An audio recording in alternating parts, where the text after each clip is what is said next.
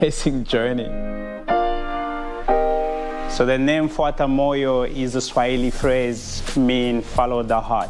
Anything that we find interesting, we put art to it. We upcycle a lot of denim. We work with like vintage jacket and we just give them new light. I'll pick up our old furniture and I do art pieces on it. We also work with like old mannequin. We turn them into a beautiful lamp. I'm actually going to pick up one right now. You guys should come with me.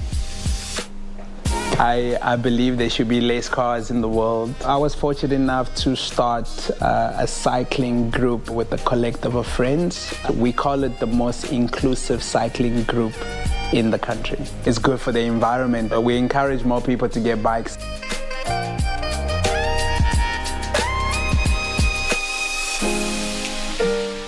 I think Cape Town has a lot of opportunity. Yeah, I like the pace of it. I like the sea, the mountain, the view. You feel like you're in Europe and also you feel like you're in Africa.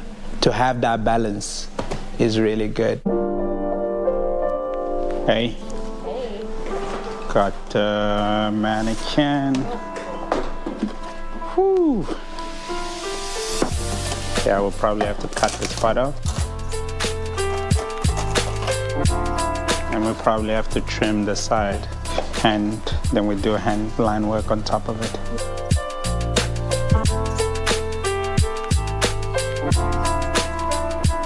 I'm very much South African, but like my heart is Congolese. Those things coming together is the Fuata Moyo story, creating this blend of our past being the DRC, our present being South Africa, and the future being when we take it to the world.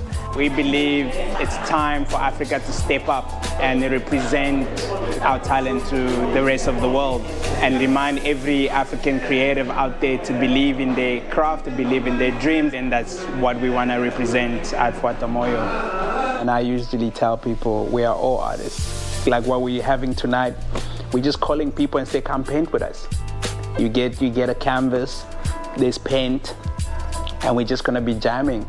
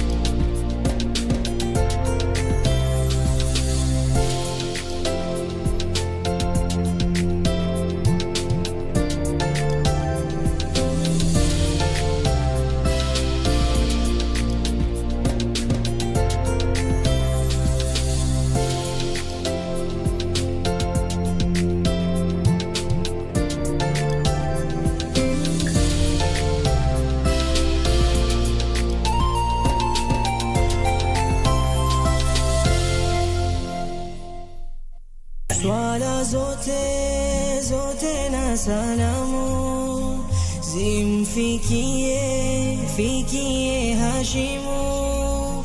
Na ndio maana wale wengine wasiokuwa na imani na Mwenyezi Mungu huamini baadhi ya sehemu, bara zingine huamini kuwa sehemu kubwa ya Mungu mkubwa ni sehemu alikozalika kwa mama yake, kwa sababu akiwa na itikadi kuwa baada ya kuzalika akaweza kuishi katika dunia hii, hawezi kupita tena katika ile njia akaenda kuishi katika tumbo la mama yake. Wakati mwanadamu anapoumbwa katika tumbo la mamake, basi malaika Jibril hutumwa na kuweza kumtajia jinsi maisha yake yatakavyokuwa, jinsi atapopata riziki, na pia jinsi maisha yake yatakavyokuwa, iwapo atapata furaha na amani ama iwapo atakuwa na mitihani kadhaa katika maisha yake. Ili kupata sikiza tuni hii ya Usini Record, bonyeza *811*396#. Unakata pia kabaya wa Kenya mnakuanga nako ya kuweka mtu kwa speaker alafu mnarekodi sauti yake bila ruhusa. Nikipata sauti yangu ina trend huko nje na kuna pesa napata, mtajua mimi mlu yako na roya na sina roya binadamu. Usini Record. Ili kupata sikiza tuni hii Usini Record, bonyeza *811*396#.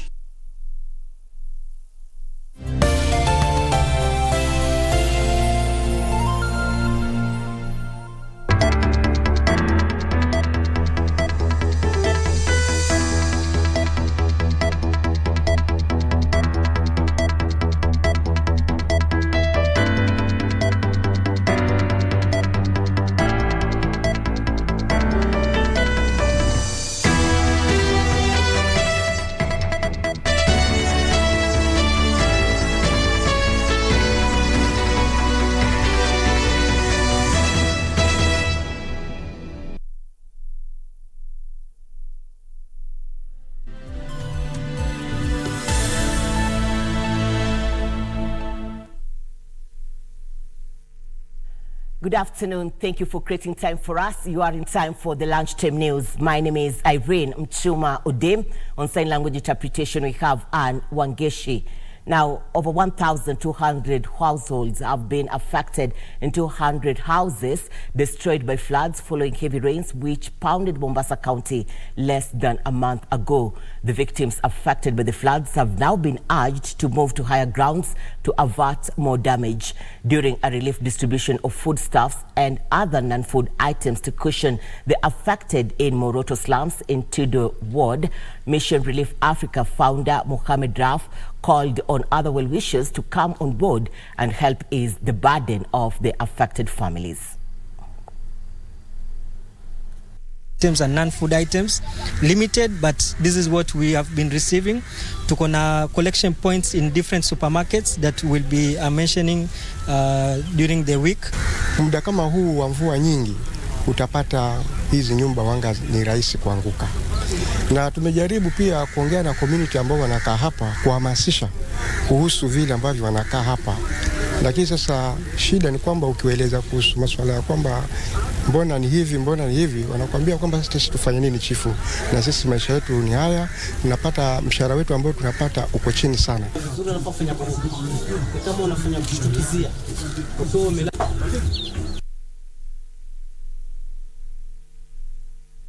Turkana Governor Jeremiah Lomurukai has called for government intervention on the release of 32 Kenyans detained in Uganda after they were arrested with firearms. The suspects, who are allegedly herders from Turkana County, were sentenced to 20 years in prison each by a military court.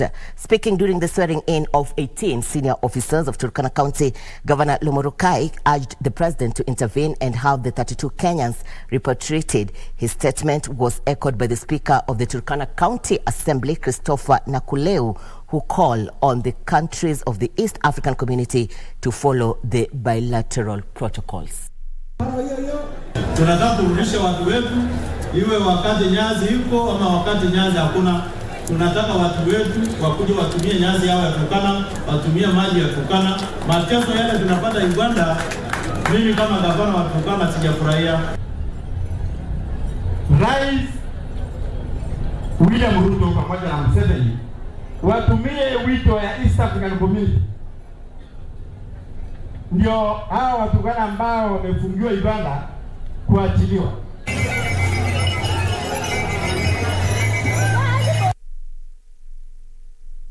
Council of Elders are calling on the national and county governments to take charge and end the continued banditry attacks in the county. The elders said the state of insecurity has disenfranchised many families who are forced to flee their homes in fear of attacks and retaliatory attacks that leave a trail of death and destruction. In a meeting, the elders said little impact has been felt since the multi-agency security operation was rolled out. They now want the government to implement timely interventions to avoid further destruction, loss of lives and property. Wanafanya uwaji ya kila siku na wanachukua mali zenye tu wanafikiria wenyewe. Nini imefanyika kati ya Turkana na Samburu? Mbona hiyo vita imetulia? Na hapa ni shida gani? Ni nini imewashinda? Na tumechoka ya kutosha. Kwa sababu tumepoteza mvuko, tumepoteza watu, tunasikia mbaya sana. Na watu yetu wamekuwa maskini, wakiibiwa kila uchao. Na wamama na wababa wamelia kwa kifo cha watu kila wakati. Kwa hivyo naomba Governor Lati asungumze na hao wazee, awache mambo ya kwenda kando na wazee, akuje na wazee na asungumze nao. Gatundu South Member of Parliament Gabriel Kagombe has been summoned by the National Cohesion and Integration Commission, NCIC, over remarks he made that the commission deems threatening, inciting, insulting and abusive. The Fiery MP is expected to appear for questioning before the commission on Thursday.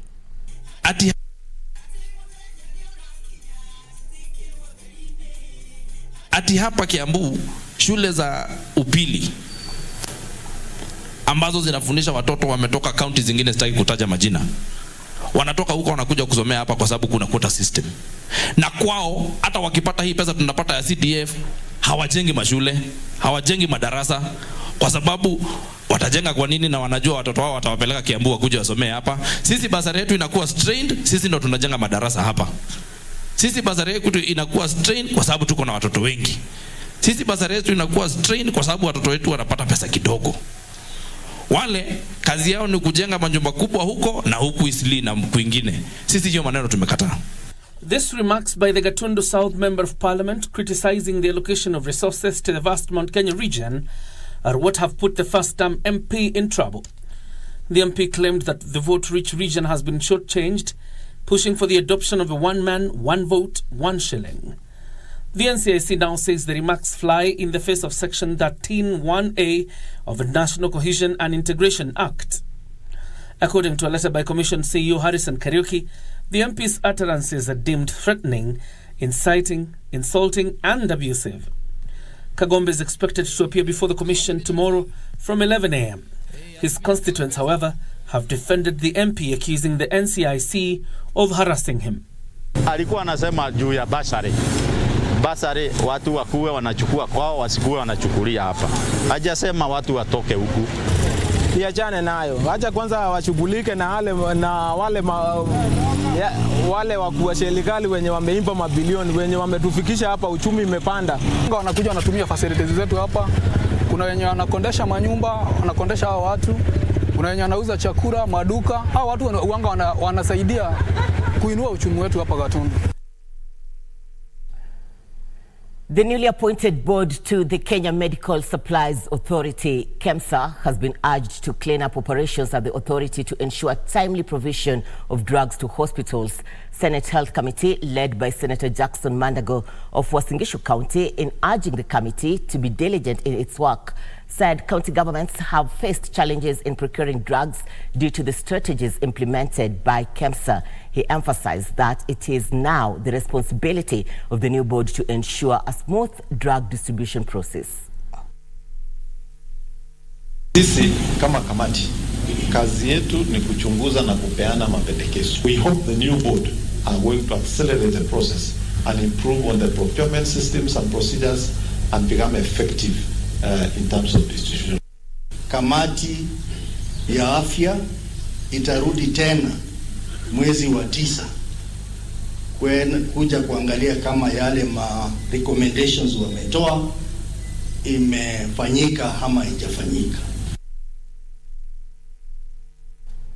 Residents of Nambale, Busia County have urged the Independent Police Oversight Authority, IPOA, to move with speed and investigate the incident in which police allegedly shot dead a bodaboda rider and injured 2 others during the Monday chaos that was witnessed in Nambale town.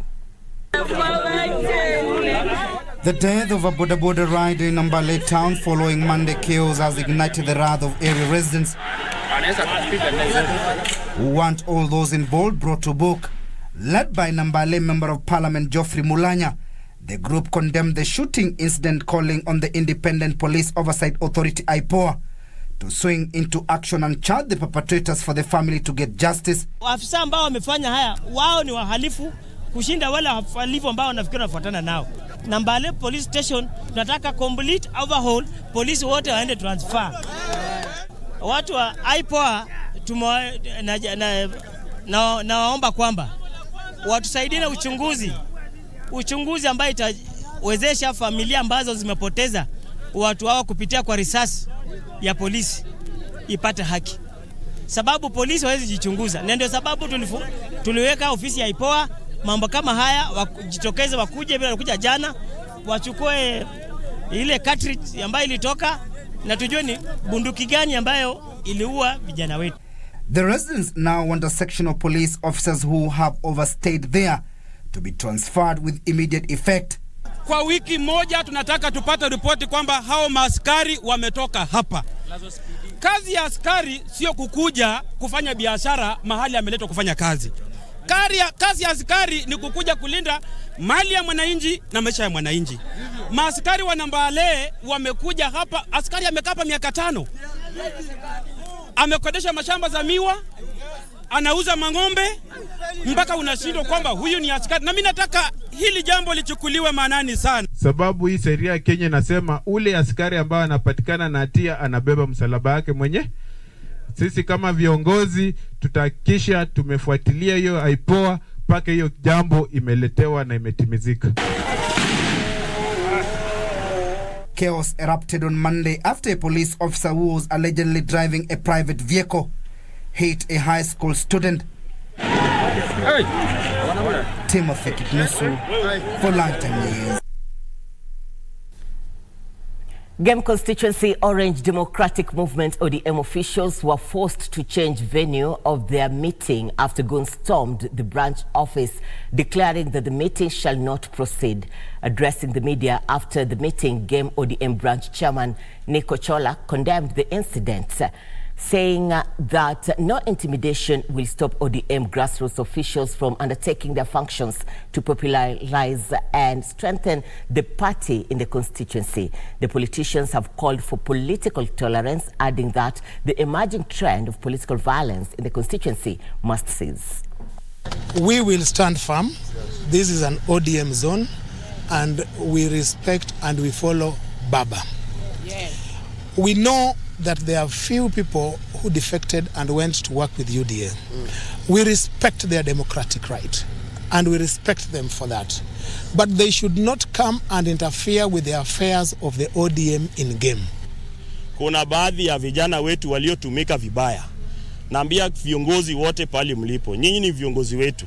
Tuliwachagua kama tunawapenda, kama wenye wanaweza tuongoza. Tafadhali tusitumie vijana vibaya kwa njia ya kuleta vita. Transport operators in Naivasha have threatened to increase fare to all the destinations following a rise in the cost of fuel. This as area residents called on the government to address the cost of living, which they say was unattainable. For the last couple of months, the cost of basic items has risen adversely, affecting millions as parts of the country continue to grapple with drought. While calling for the reintroduction of the subsidy program, the residents noted that this was the only rescue for the millions of Kenyans who are undergoing untold suffering. Hali ya kubeba kwa matatu, kubeba kwa gari dogo imekuwa chini sana ya mambo zote, kwa vile uchumi ya mafuta imekuwa juu zaidi, na sasa sisi hatuwezi hata hiyo koti. Ukiangalia mafuta yote ya gari mpaka ya kupikia, bei yote iko juu. Hata mama mboga saizi ameshindwa kuingia kwa shamba kununua mboga juu pia yeye hana pesa. Saa hii hata kuenda kuchukua mtumba inanishinda, kwa sababu nashindwa nitalipa 300 ya fare, alafu nirudi niende nichukue mtumba, nikirudi chukua nirudi nilipie.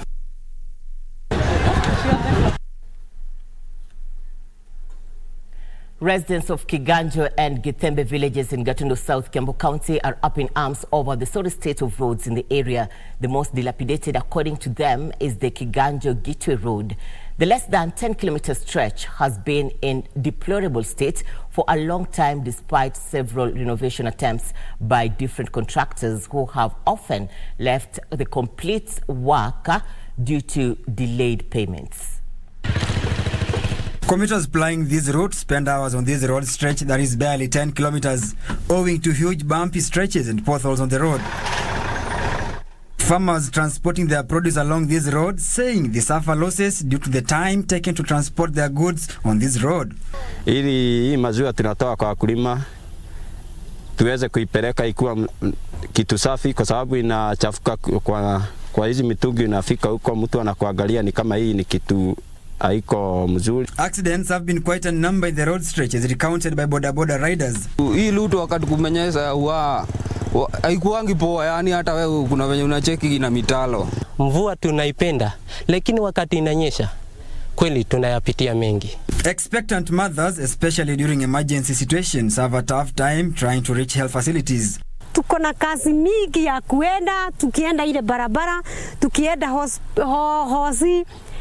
Kazi mingi sana tumesumbuka sana. The residents have faulted the area leadership for using the road for their political expediency. The area member of parliament had assured his constituents that the Kenya Kwanza government will recarpet the road. Prasaya Frederick, Lunchtime News.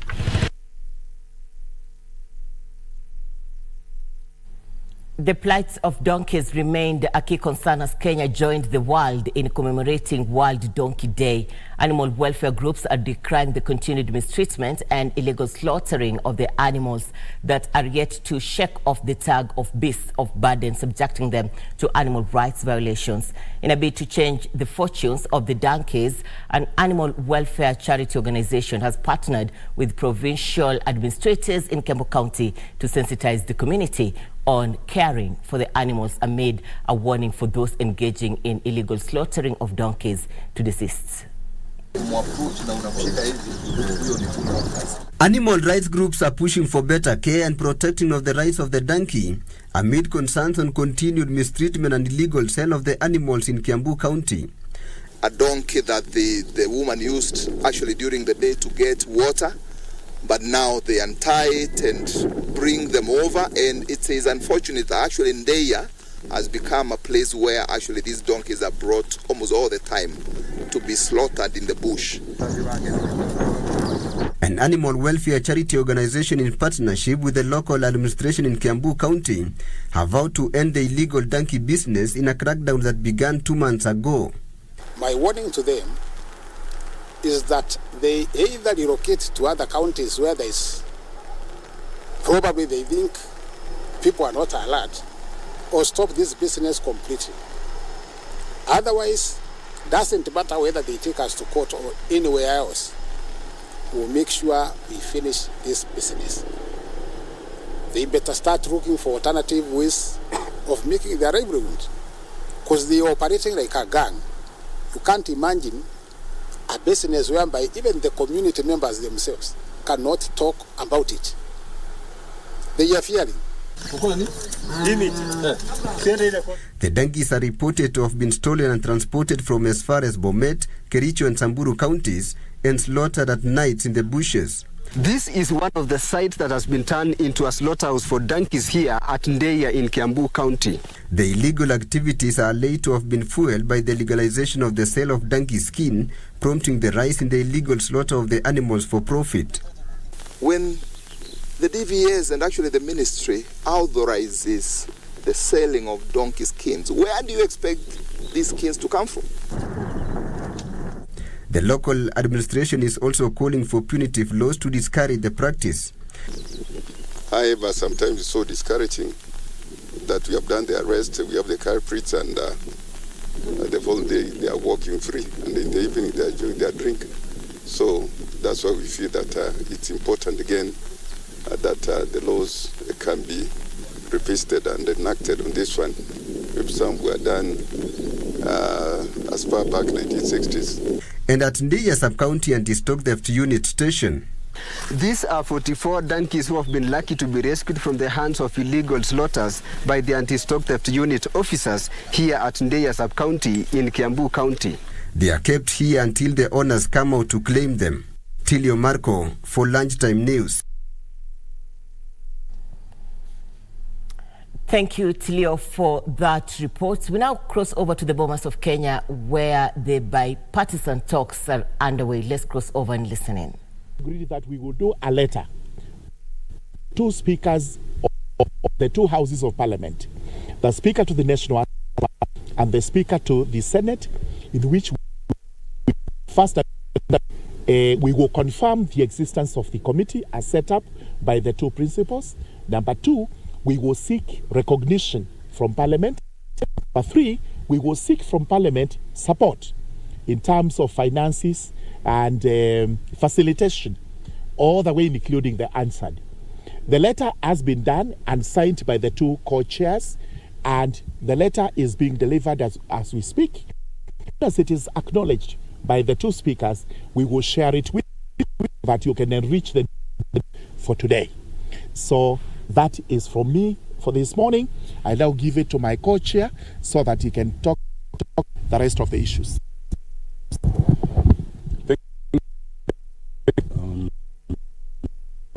Thank you. We settled on a hybrid model, the notification to the two speakers, and in that notification we have requested them to issue a communique about the two committees, even during the recess of Parliament, because the standing orders enable that. Beyond that, we cast the IBC selection panel and the constitution of IBC. As you will learn, the two respective, the IBC question is a common to both teams. We have discussed and we have agreed that it's one of utmost importance and we'll prioritize it. And therefore we have agreed that when the next sitting, that's the next item.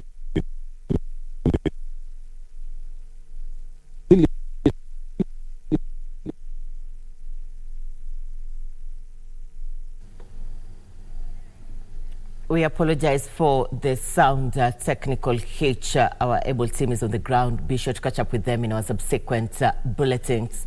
For now, we cross over to Kisumu. 3 people died on the spot in a road accident that occurred at the Kachok flyover in Nyamasaria area of the county last evening. According to Nyanza Regional Traffic Enforcement Officer Nganga Mwangi, the accident occurred after a truck fell off the flyover onto a tuk-tuk, killing 3. Wycliffe Okech has the details. Nyanza Regional Traffic Enforcement Officer Mwangi Nganga says the Tuesday evening accident that claimed the lives of a truck driver, a tuk-tuk driver and an occupant of the tuk-tuk occurred when the truck veered off the flyover and fell off onto a tuk-tuk that had a female occupant. A truck carrying gumboots. We are believing they are transporting to Uganda. When they were approaching the flyover, the driver lost control and fell off to the road which is underground, or the lower road. And by that, there was a tuk-tuk that was traveling from Ahero towards Kisumu city. Bodies of the deceased were taken to Jaramogi Oginga Odinga Hospital mortuary as the wreckage of the truck and the tuk-tuk towed to Kisumu Central Police Station for inspection. From what we got on the scene, we only recovered 2 bodies from the tuk-tuk, a man and a lady. So we assume the rider must have been a man and the passenger was a lady. Yeah. The other person who passed on was the truck driver. Yeah. All passed on the spot? On the spot. Local residents have appealed to the relevant government agencies to relook at the design of the road, which they claim has become a nightmare for motorists. Hiyo pavement ijakuwa rest juu. So wakati ukilose control, huwezi kagonga wall rudi ndani. Ukilose control unagonga unalola nje. Even hata gari ndogo ukigonga inaweza roll nje. So chenye naleta shida hapo ni hawakuitengeneza iende juu. Lakini nina huzuni. Kwa sababu trailer kila mara inaua watoto wa watu wengi wanaua na hawana hatia. Kwa hivyo trailer zitafutiwe njia ya kupitia. Weke nini hapo? Signs yenye zinaonyesha hao watu hapa kuna kongana unoma. Juu hisi ya kwanza zimekonga mingi zikifanyika. Meanwhile, the Nyanza Regional Traffic Enforcement Officer Mwangi Nganga has urged motorists plying the route to exercise control to avert potential repeat of the unfortunate incident. For Lunchtime News, I am Wycliffe Okech. The National Environment Management Authority has embarked on a countrywide crackdown on usage and disposal of plastics. The authority says use of plastics is rampant in markets, warning traders and manufacturers against violating the law, which attracts a penalty of up to 2 million shillings. The National Environment Management Authority Board, led by Regional Director Wachira Mbore, began the crackdown in Limuru markets. During the raid, majority of traders were found utilizing eco-friendly bags. Wachira said that the use of polythene bags has increased in some areas in Central Province, noting that they will not allow manufacturing or importation of bags to enter in the country.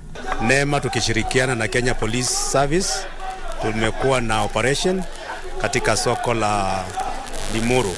Tumekuwa tukimonitor kama wanatumia makaratasi. Na leo tumekuja kuthibitisha kwamba hii soko ni one of the few markets in the country and in our county ambayo iko plastic free. He urged all traders who are running markets in Central Region to phase out plastic bags and asked traders to stop using plastic due to environmental concerns. They are cautioning those found in violation of the law will be arrested and charged in court. Hatuwezi kubali mtu alete plastics. Wale ambao wanakuja Kenya, kabla huja ingia Kenya, wewe waachilie plastics penye umeacha. Usikuje naye hapa. Ukifanya hivyo utakamatwa na sheria itakufuata mpaka mwisho. NEMA has put out a public notice to local manufacturers to cease from manufacturing plastic bags. For Lunchtime News, I am Teresa Mutai. You're watching the Lunchtime News. We are taking a breather. We'll be back with more, including business and sports. Stay with us.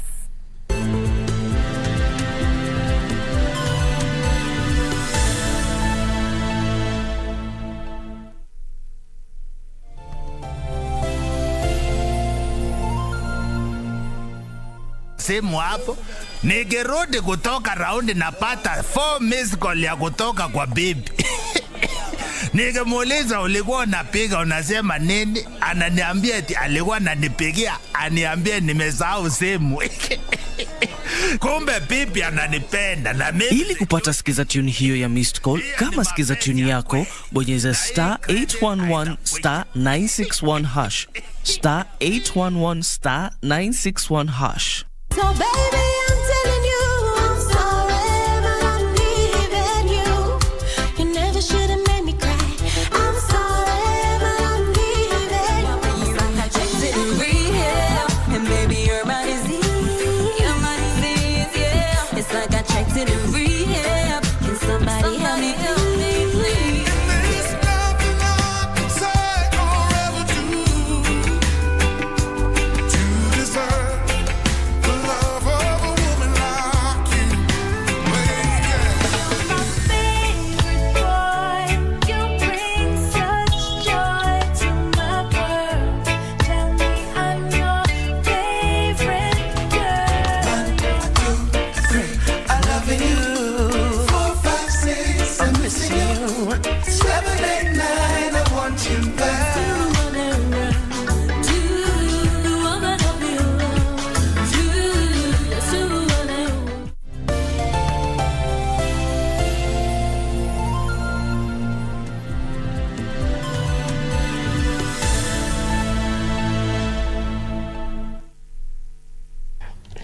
Welcome back. You're watching the Lunchtime News. Machakos Governor Wavinya Ndeti found herself on the receiving end after she was caught up in a riot over a disputed piece of land near Chumbi Town along Mombasa Road.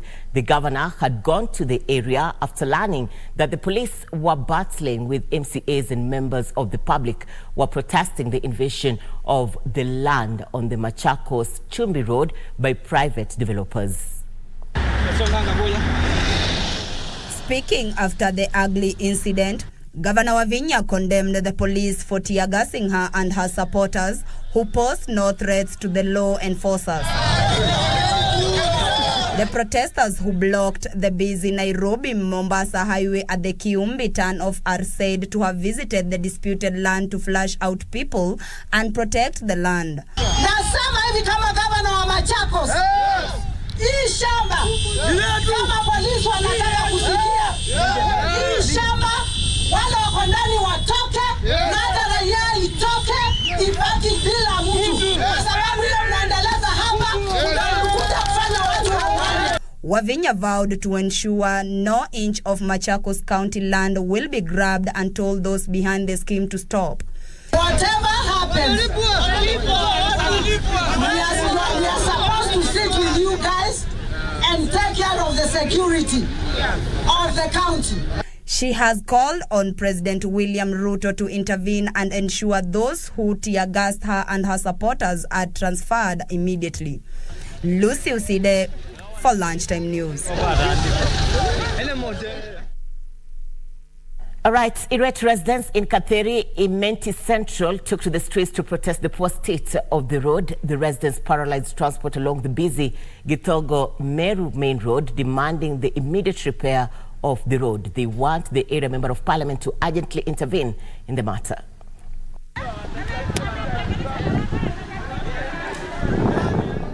This was the state of affairs along the busy road, a road that has been rendered impassable owing to its poor state. It is this situation that has angered the residents, prompting them to take to the streets in the hope that their pleas will not fall on deaf ears. Hii barabara unaona kutoka hapa mpaka Kadhita hapa ni 2 kilometers baada imebakia. Tumelaunchiwa hii na President Samuel Ruto wakati alikuwa Vice President wa Uhuru. Alikuja mahali kunaitwa St. Nicholas, akakuja huku akatulaunchia hii barabara mpaka hapo ilibakia hapo kutoka 2018 mpaka saa hii. Na hiyo ndio imefanya tuandamane.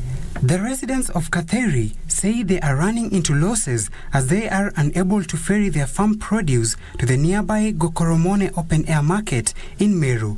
At the same time, they want the area MP Moses Kirima to respond to their plight and have the roads repaired. Barabara ambayo inaenda Maritime kutoka huku mashinani na ambapo watu wengi huku ni wakulima, kwa hivyo bidhaa ambayo inaenda kwa soko yetu kuu Gokoromone kupitia kwa hii barabara. So wateja wengi na customers wanaumia huko sokoni, sababu wale ambao wanafaa kuwa na kuja kununua vitu za wakulima huku hawezi kufikisha hiyo vitu sokoni. Kwa sababu hiyo kwamba vitu haiwezi toka sokoni, haiwezi toka shambani, watu wengi sasa wameenda hasara kubwa sana. They also say movement of residents to access healthcare services was a challenge, as even motorcycles were facing challenges in using the road. They have vowed to continue with the demonstrations until their plight is addressed. Tutakuwa kwa maandamano, Thursday tutarudia maandamano, na next week tunaenda maandamano. Victor Ochieng for Lunchtime News. His childhood dream of becoming an engineer was shattered when he dropped out of school at class 8 to allow her parents afford to educate his sisters. Today, Shawal Baraza from Kakamega County is a water vendor in Kajiado's Ongata Rongai. Our reporter Pauline Kihali caught up with Baraza in his hustle and filed the following report for the World Day of the Boy Child. It is shortly before 3 p.m. in Ongata Rongai town, Kajiado County. 33-year-old Shawal Baraza and Afya, his donkey, are as usual inseparable. Wenye menisoea mimi, hadi hata nikipea mtu mwenye nafanyana naye, mwenye tunasaidiana naye, inamujua lakini haiwezi enda, ni vile ina mdharau, yani hata afanya ijapa mafanya ni haiwezi enda mahali popote. And this is how the duo's life has been for close to 3 years now. For Baraza, it has been a long journey, literally speaking. Nimechukua karibu miaka 3. Na nilianza nikiwa kama mtu wa mkono. Na yule niliyekuwa nafanya naye kazi akanipea ushauri ya kutafuta yangu. This is not Baraza's part-time engagement. It is the real deal, the real hustle. It has sustained him and his wife and 3 children. Wakati wa jua ama kama hakuna maji ya kanjo, saa zingine sisi ndio tunaokoleanga watu huku na hizi punda zetu. Hop. Na tunapofanya hivyo ndio at least tunapata ka pesa, unaweza save kidogo, hata kama ni nyumba unalipa, chakula unakula, hata wazazi unaweza watumia kwa hizo. Lakini wakati wa mvua hatuwezi mapato yako chini. Iko chini. From childhood, Baraza's dream was to become an engineer. A dream now clearly gone with the wind. His school life did not go beyond class 8 as his parents could not afford to sustain all their children in school. So he dropped out for the sake of his sister's progression. Ni ile tu mambo na school fees haikukuwa, na mimi nikasema wacha mimi mwenyewe nisimamie au wengine niende nitafute ili hawa niwaendeleze, sababu tungesoma wote tungekuwa na school fees na haikukuwa. And according to Baraza, his sisters did not disappoint. Kila mtu alitoka wakati walifanya form 4, kila mtu akaenda kutafuta maisha yake pia. Lakini walikuwa na matarajio ya kuendeleza masomo na wangefaulu kutokezea hapo waendelee na masomo sababu pesa sasa ingekuwa mingi. This perhaps is just a glimpse into the sacrifices of the boy child in favor of the girl child. According to Baraza, the plight of the boy child is way down in the list of societal priorities. Mtoto wa kike huanga anatetewa sana upande wao kama kitu imewafanyikia. Lakini sisi vijana upande wetu hatuna mtetezi wetu. Saa hapo mahali ndio sielewangi shida inakuanga wapi upande wa msichana, na sisi vijana hatuna mtu wa kutusaidia, lakini upande wa wasichana kama imefanyikia sisi huanga tunalemewa sisi vijana. In a good day, Baraza, with the help of Afya, can fetch up to 1,500 Kenyan shillings. But how is it like doing this business? Ukiwa kwa barabara wanga wanasema watu wa punda wana insurance, wale watu wa magari ni ile tu akikuja anapita style nyandaka. Singine wale wa malori wanakukonga, unaanguka kwa mtaro na punda yako na wanatoroka wanaenda. Sasa utakilemu na sababu umeanguka utawafata. But this is not enough to disrupt his vision. Na kuna wale wanakuja sababu fulani amekuja, huwezi jua nini imekuleta, lakini ukijua shida imekuleta Nairobi, ukikaa ukijipanga kwa hiyo shida hata huenda inaweza isha kwenu ama kwako. Today, the boy child has been arguably neglected in the society. But as the story of Baraza and his donkey clearly indicates that, the boy child is resiliently soldiering on. Remember that children are the future. Today's boys are tomorrow's dads. Let us all join hands to protect the interests of the African boy child and preserve our African culture. Happy World Boy Child Day to all the boys in the world. As the sun goes down, it symbolizes the end of yet another day of aching a living for Baraza. From Ongata Rongai Town, Kajiado County, I am Pauline Kihali. Across the borders, a Sudanese Doctors Union official has said that the civilian death toll from the ongoing fighting between the army and the paramilitary rapid support forces, RFS, has risen to 822, with 3,215 others wounded. Confrontations that broke out on the 15th of April have worsened despite truce talks in the Saudi port city of Jeddah and the signing of a declaration of principles on 11th May to protect civilians and facilitate humanitarian aid. The city of El Geneina in West Darfur state has experienced the worst violence since the start of the conflict, with 280 deaths and more than 160 injured in the last 2 days alone, according to the Sudanese Doctors Syndicate. In other news, New Zealand police have launched a homicide inquiry into a hostel fire in Wellington, which has killed at least 6 people. Officials confirmed that they were treating the blaze as an act of arson, saying that up to 20 people were still missing. Reporting for Lunchtime News, Marian Tanui.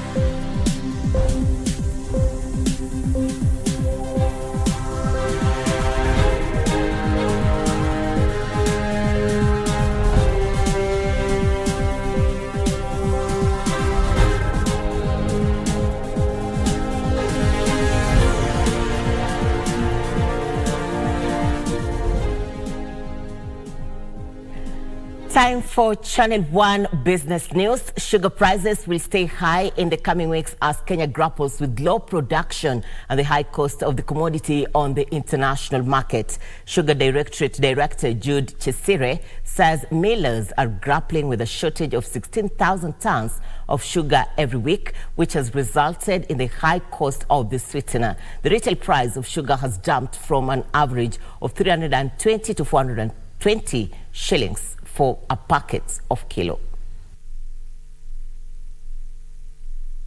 Currently, the international market the prices have really gone up. Yeah, even in countries outside KEMSA. So I think this is an issue that we have to tighten our belts for the next maybe 2-3 months. Yeah. We are expecting that in another 1 month or so, we should start allowing some KEMSA sugar to come into our market, because their production by then will have started, and of course because they are also obligated under the treaty to allow some sugar to export some sugar to Kenya. So we are anticipating that should happen so that the prices can come down. Kenya's Digital Economy Acceleration Project has so far received 70 billion shillings. Information, Communication and the Digital Economy Cabinet Secretary Eliud Owalo says the money will finance the first phase of Kenya's Digital Economy Acceleration Project, which aims to expand access to high-speed internet, improve the quality and delivery of education and selected government services, and build the skills of the regional digital economy.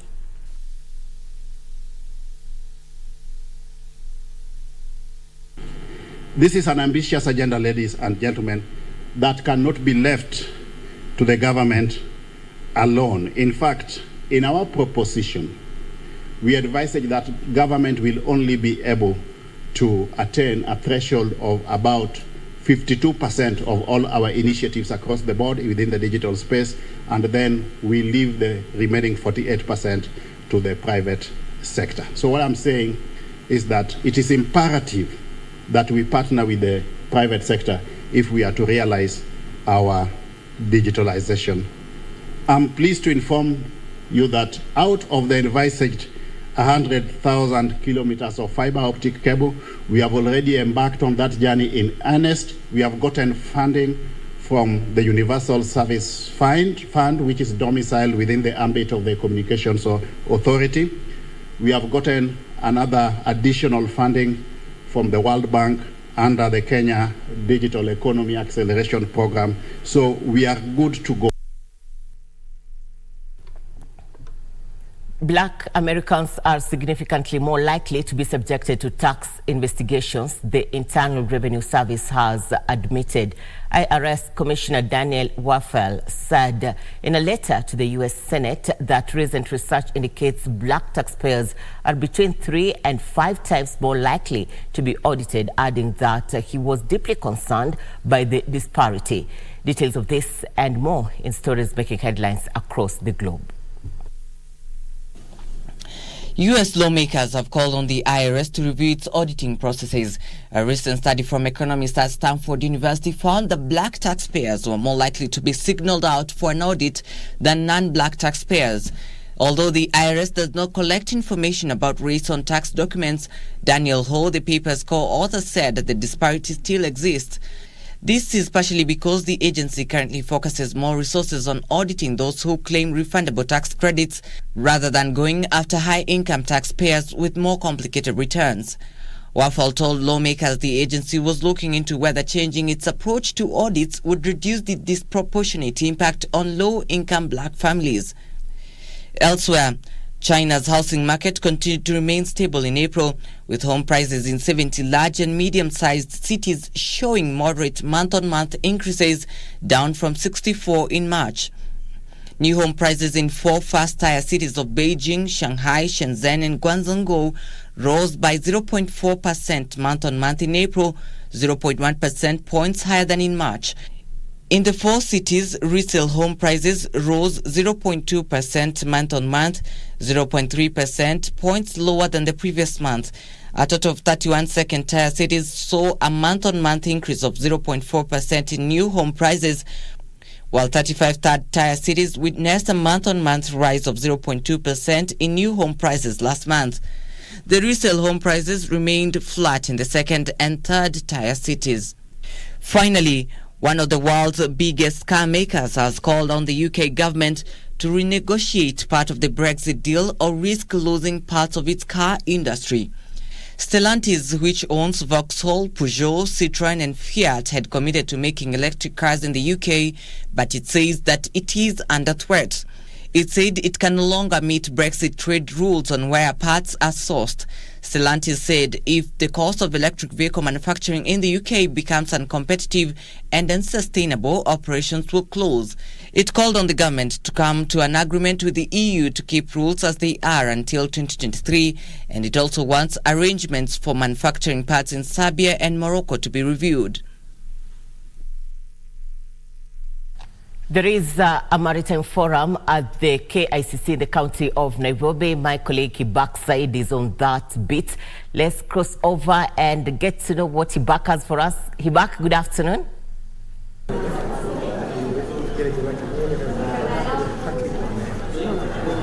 Thank you so much, Jackie Wambiru. We're coming to you live from the Kenyatta International Convention Center, where the ambassador has just gotten nominated to be the Secretary General of the International Maritime Organization, a move that could be changing the blue economy in Kenya. If you could just start by introducing yourself. You're currently live on KBC Channel 1 Lunchtime News. What does this nomination mean for the Kenyan people and for the blue economy? Thank you very much. Let me start by saying that the nomination was actually done last year and re-endorsed by His Excellency President Dr. William Ruto, endorsed by the African Union. Today we've launched my candidature. Therefore, the campaign officially starts now, which means lobbying 40 IMO council member states who hold the vote and have the mandate of electing the next Secretary General. This is first for Africa, in terms of Africa has never been at the helm of that organization in its 75 years of existence. It's never been led by a woman, and we are confident that the 10th Secretary General of IMO will be a woman from Africa, means for the continent. Ambassador Nancy, this is obviously a very big move, especially for Kenya. If you could just tell us, what are your guiding principles and what are the things that you're going to be pushing for, knowing that you're going to be the first African woman to possibly take this role? The first and top of my list is to restore multilateralism within IMO meetings for better consensus building based on finding guidance from the instruments that guide the sector, that is UNCLOS first, and the new treaty, that's the BBNJ. The second one is to continue with the modernization of IMO. You know that COVID put us on a fast forward button in terms of using technology to do our business, and therefore I'm going to be building on the work of the current SG in terms of innovations, technological inclusivity, and that. Then the other thing I'm looking at is fostering inclusivity and diversity, bringing in more women in the sector, in IMO in the sector, and also the young people, because they are the future. We know that the world today is comprised of mostly young people, so it means very, very much bringing them on board is going to be very important. Most important is championing the decarbonization of the shipping industry in order to align with the Paris Agreement on reduction of greenhouse gas emissions. Yes. And finally, Ambassador Nancy, if you could just tell us, seafarers, of course, are looking for employment not only in Kenya but in other countries. How will this help them get jobs not only in Kenya but in other countries as well?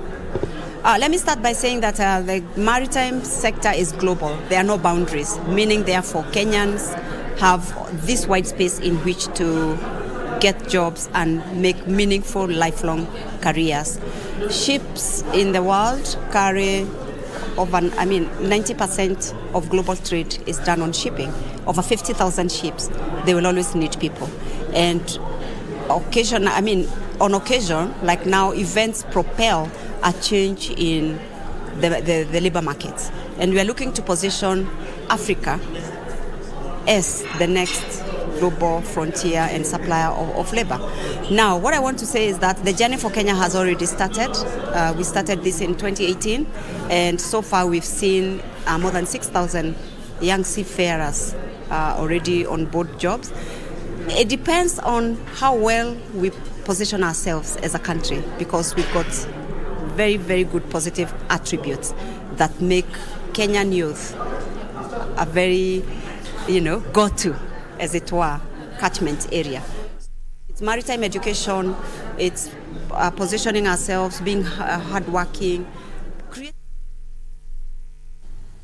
He backside attending a maritime forum at the KICC, and she is engaging a number of experts. She will be able to bring us a news item in our subsequent bulletins. Now, to other matters, fishermen along the coastal strip are set to benefit from the Go Blue project funded by the European Union. Speaking after receiving 26 injured boats at Nyali Beach in Mombasa County, Deputy President Rigathi Gachagua, flanked by the governors of the counties of Lamu, Mombasa and Kilifi, said the partnership between the Kenyan government and the European Union will go a long way in accelerating the blue economy growth.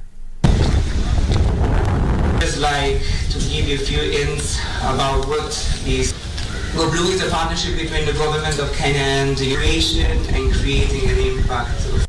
This project is undertaking are aimed at accelerating sustained, inclusive, and sustainable economic urban coastal growth.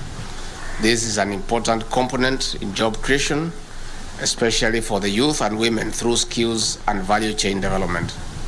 This is by enhancing maritime governance through integrated and effective law enforcement. It will contribute to the regional and global security and create a favorable environment for economic development. Like for us fishermen, we are already happy that once we have a reduction of imports, then we are able to increase production here in the sea and in other areas of blue space so that we can inspire investment. So I think I needed to say this, Your Excellency, because as fishermen, we are really looking forward to the implementation of that so that we can be able to benefit more from the blue bodies. We equally need to look at all other challenges that have been there over the past period of time and see how we can be able to convert those challenges into opportunities, to see what it is that was done by previous administrations, how we can be able to do things in a better, more efficient way.